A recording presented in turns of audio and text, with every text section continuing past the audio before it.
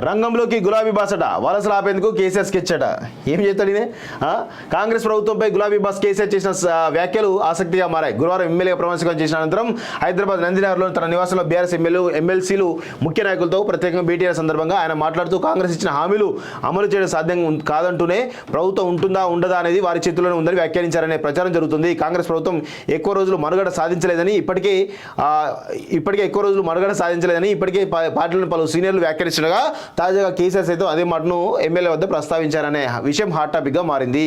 మరోసారి ఇంపేందుగా అంటూ ఒకరిని చూస్తున్నాం. సో మొత్తానికైతే రేపు మాపో బీఆర్ఎస్ పార్టీలో ఉన్నటువంటి కీలకమైన నాయకులందరూ కూడా ఈరోజు కాంగ్రెస్కు వెళ్ళడానికి సిద్ధమైనట్టు మనకైతే తెలుస్తుంది. చూద్దాం ఏమవుతుందో.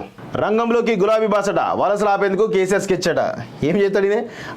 కాంగ్రెస్ ప్రభుత్వంపై గులాబీ బాస్ కేసీఆర్ చేసిన వ్యాఖ్యలు ఆసక్తిగా మారాయి. గురువారం ఎమ్మెల్యేగా ప్రమాణ స్వీకారం చేసిన అనంతరం హైదరాబాద్ నందినగర్లో తన నివాసంలో బీఆర్ఎస్ ఎమ్మెల్సీలు ముఖ్య నాయకులతో ప్రత్యేకంగా భేటీ అయిన సందర్భంగా ఆయన మాట్లాడుతూ కాంగ్రెస్ ఇచ్చిన హామీలు అమలు చేయడం సాధ్యం కాదంటూనే ప్రభుత్వం ఉంటుందా ఉండదా అనేది వారి చేతుల్లోనే ఉందని వ్యాఖ్యానించారనే ప్రచారం జరుగుతుంది. కాంగ్రెస్ ప్రభుత్వం ఎక్కువ రోజులు మనుగడ సాధించలేదని ఇప్పటికే ఎక్కువ రోజులు మనుగడ సాధించలేదని ఇప్పటికే పార్టీలోని పలు సీనియర్లు వ్యాఖ్యానిస్తుండగా తాజాగా కేసీఆర్ సైతం అదే మాటను ఎమ్మెల్యే వద్ద ప్రస్తావించారనే విషయం హాట్ టాపిక్గా మారింది.